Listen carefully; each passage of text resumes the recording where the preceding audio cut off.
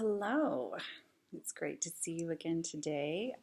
Yesterday we talked about tentative language and how when we use tentative language, that means we're not sure, we're not totally committal to something, and that is a reflection of lower levels of self-esteem versus when we have, very definitive language in our lives, very committed language in our lives. So if you please go back and review that one if you haven't seen it, because I want you to notice how you're talking to other people and see if you are speaking tentatively or not. So, and then strive for releasing the tentative language, because that will grow your self-love and self-esteem if you get stronger, more confident in when you're speaking to other people.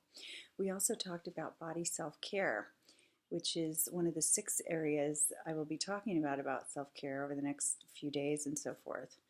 But one of the things I forgot to say about good body self-care and self-love is when you have an injury or an illness or a pain or something is off with your body. You know it is, something's not quite right. I want you to respond to that immediately.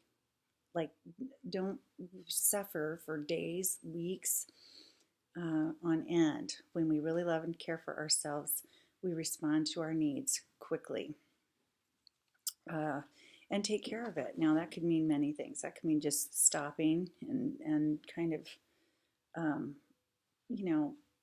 really listening to your body's signals and seeing, what your body's really, how your body's trying to speak to you, what your body's trying to say to you that it needs. And then, of course, getting its needs met, whether that means Western medicine, Eastern medicine. If it means no medicine, it means some other kind of treatment, or if it just, sometimes we just need rest and relaxation, or to let go of some difficult thoughts or whatever, but listen carefully to your body's signals and respond. Do not ignore. The body is speaking to us all the time. So that is an important part of self-care that I neglected to mention yesterday. So let's move on to good mind self-care. Mind self-care. So, we are given a brain, and it is a marvelous, marvelous creation. But it needs its muscles exercised just as much as our other muscles need to be exercised. So good mind self-care and good ways to prevent Alzheimer's and dementia, things like that, is to always be learning something new. Excuse me. As a matter of fact, even just learning to do things differently, like we have a dominant side of our body, like I am a right-handed person, so my left hand tends to be weaker and less coordinated. So one of the ways I can take really good care of my mind is to do more things with my left hand. Did you know that? It like wakes up things in the brain and the nervous system and so forth.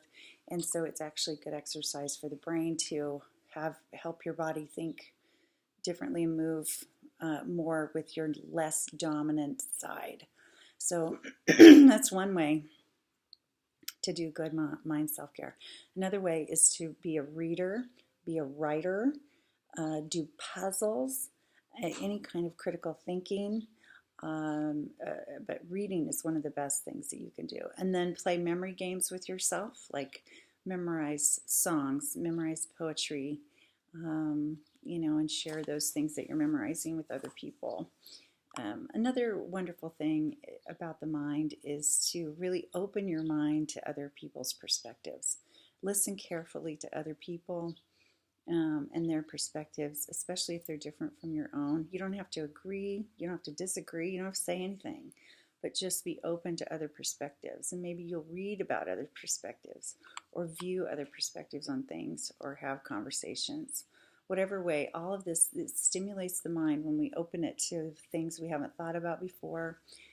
Also, viewing things we've never seen before. That's one of the beauties of travel is to show yourself, new external stimuli that your mind can take in and go, wow, never seen that before. I've never seen a dolphin swimming in the ocean, or I've never seen a mountain range, or I've never seen people whose cultural dress is this, or his skin is this color, or whatever, and just experience new things, take them in, and that will give you that's good self-care for the mind as well.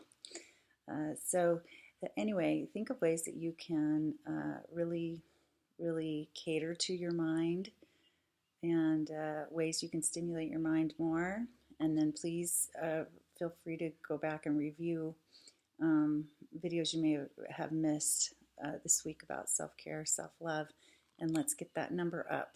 Wherever your number is, it can probably get higher. And I will talk to you again soon. Bye-bye.